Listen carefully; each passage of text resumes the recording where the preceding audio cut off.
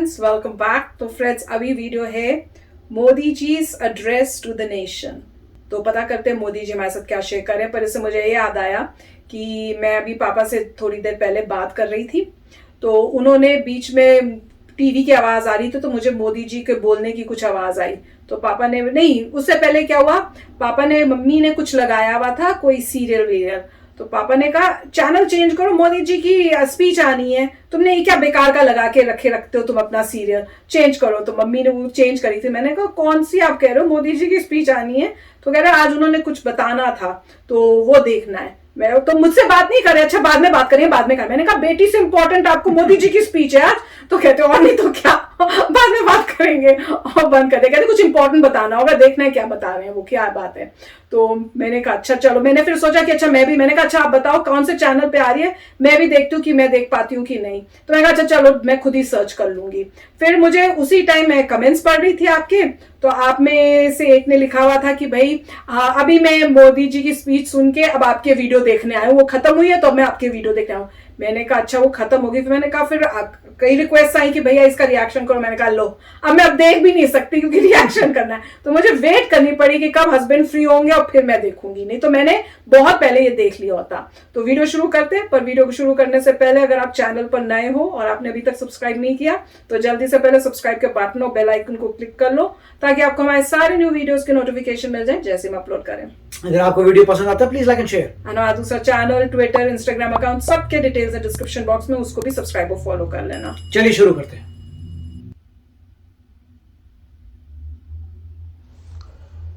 मेरे प्यारे देशवासियों, नमस्कार।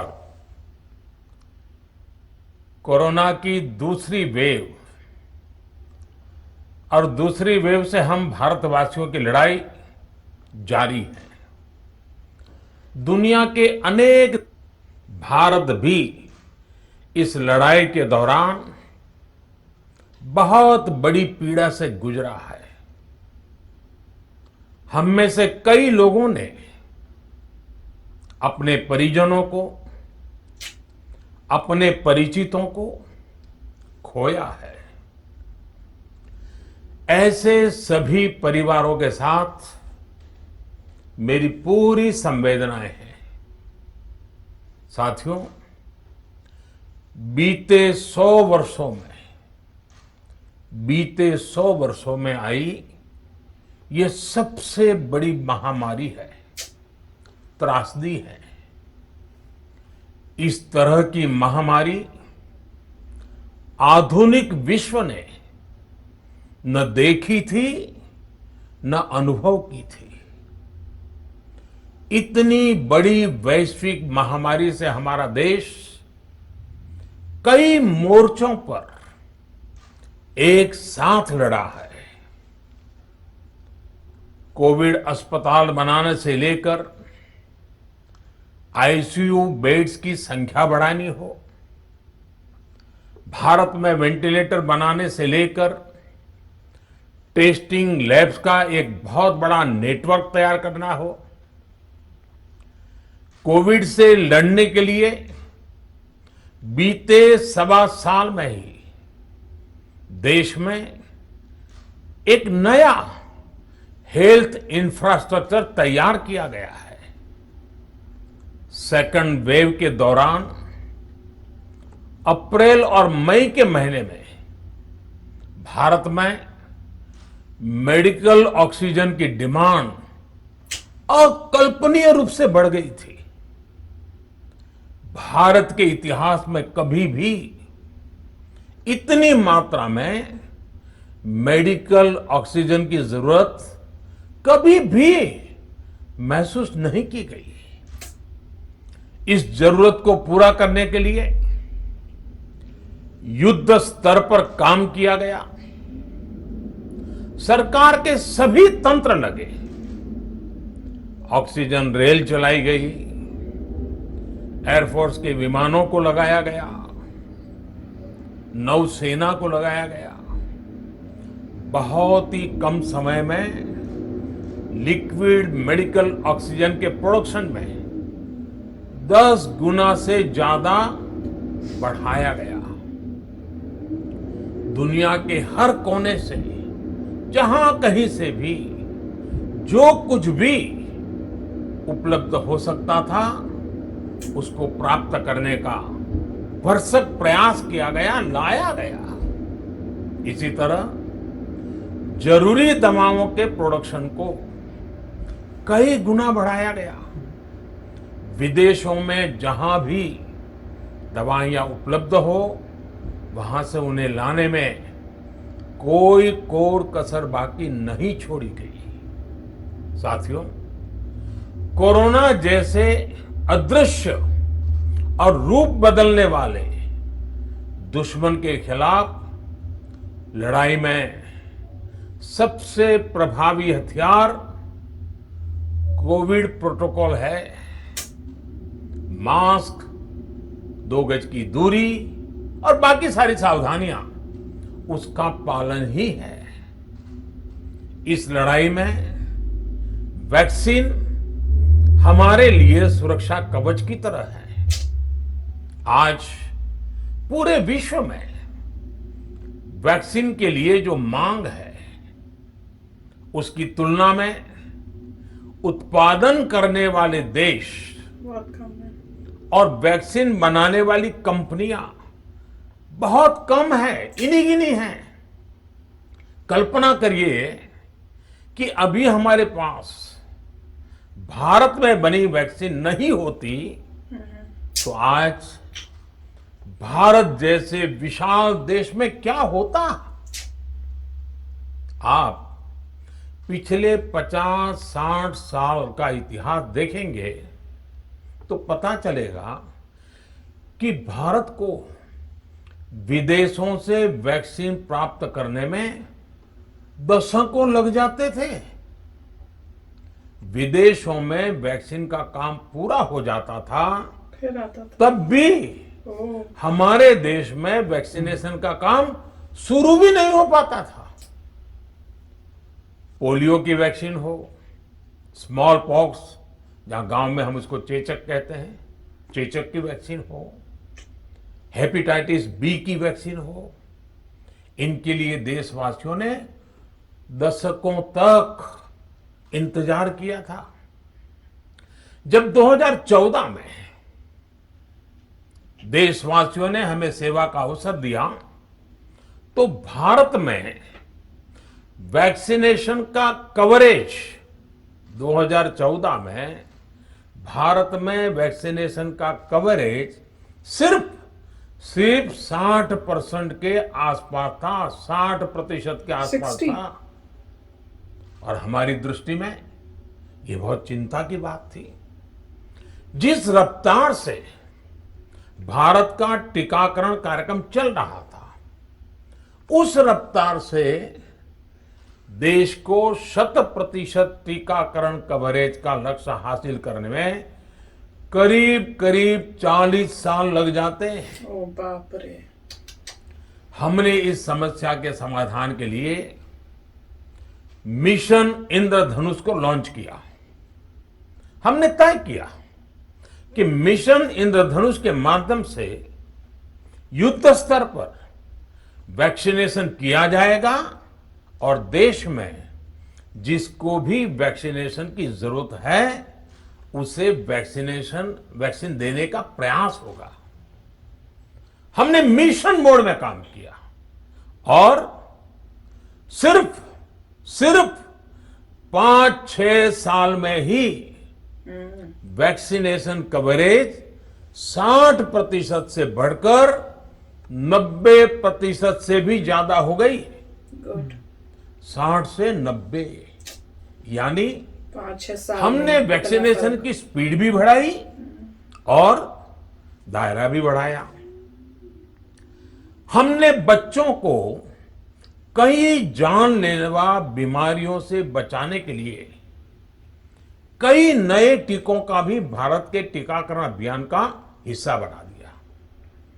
हमने इसलिए किया क्योंकि हमें हमारे देश के बच्चों की चिंता थी, गरीब की चिंता थी, गरीब के उन बच्चों की चिंता थी जिन्हें कभी टीका लग ही नहीं पाता था।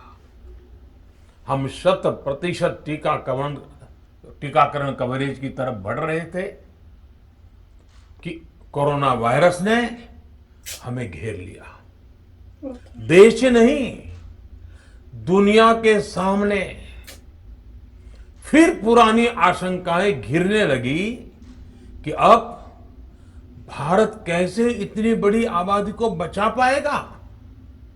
लेकिन साथियों, जब नीयत साफ होती है, नीति स्पष्ट होती है, निरंतर परिश्रम होता है, तो नतीजे भी मिलते हैं। हर आशंका को दरकिनार करके भारत ने 1 साल के भीतर ही एक नहीं बल्कि 2 made in India vaccine launch कर दी। हमारे देश ने, देश के वैज्ञानिकों ने ये दिखा दिया कि भारत बड़े बड़े देशों से पीछे नहीं है।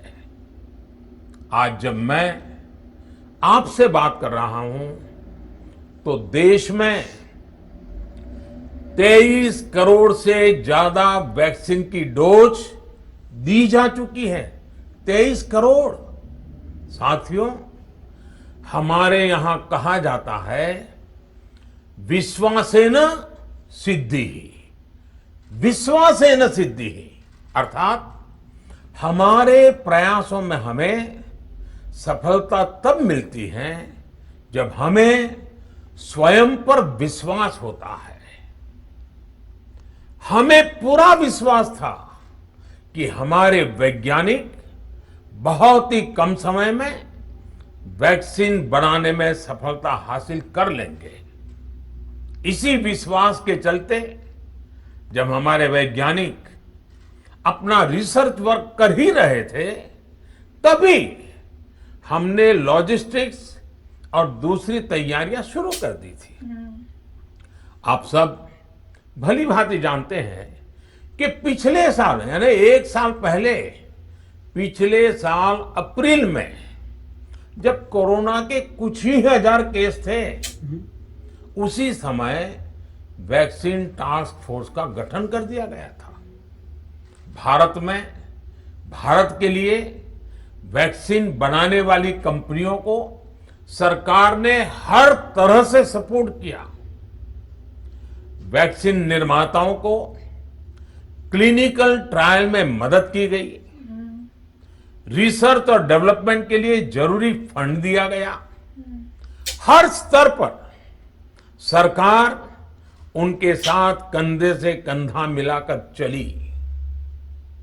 आत्मनिर्भर भारत पैकेज के तहत मिशन कोविड सुरक्षा के माध्यम से भी उन्हें हजारों करोड़ रुपए उपलब्ध कराए गए। पिछले काफी समय से देश लगातार जो प्रयास और परिश्रम कर रहा है, उससे आने वाले दिनों में वैक्सीन की सप्लाई और भी ज्यादा बढ़ने वाली है। गुड। आज देश में 7 कंपनियां विभिन्न प्रकार की वैक्सीन का प्रोडक्शन कर रही है। 3 और वैक्सीन का ट्रायल भी एडवांस स्टेज पे चल रहा है। वैक्सीन की उपलब्धता बढ़ाने के लिए दूसरे देशों की कंपनियों से भी वैक्सीन खरीदने की प्रक्रिया को तेज किया गया है। इधर हाल के दिनों में कुछ एक्सपर्ट्स द्वारा हमारे बच्चों को लेकर भी चिंता जताई गई है। इस दिशा में भी 2 वैक्सीन का ट्रायल तेजी से चल रहा है। गुड। इसके अलावा अभी देश में एक नेजल वैक्सीन पर भी रिसर्च जारी है। वाव। इसे सिरिंज से न देकर नाक में स्प्रे किया जाएगा।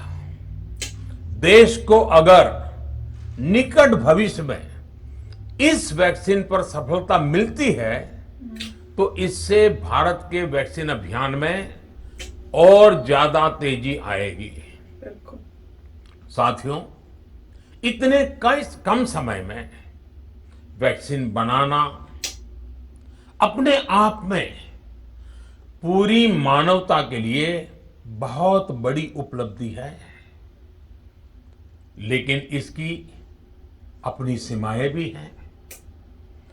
वैक्सीन बनने के बाद भी दुनिया के बहुत कम देशों में वैक्सीनेशन प्रारंभ हुआ और ज्यादातर समृद्ध देशों में ही शुरू हुआ। WHO ने वैक्सीनेशन को लेकर गाइडलाइंस दी। वैज्ञानिकों ने वैक्सीनेशन की रूपरेखा रखी और भारत ने भी जो अन्य देशों की बेस्ट प्रैक्टिसेस थी, विश्व स्वास्थ्य संगठन WHO के मानक थे, उसी आधार पर चरणबद्ध तरीके से वैक्सीनेशन करना तय किया। केंद्र सरकार ने मुख्यमंत्रियों के साथ हुई अनेकों बैठकों से जो सुझाव मिले, संसद के विभिन्न दलों के साथियों द्वारा जो सुझाव मिले, उसका भी पूरा ध्यान रखा।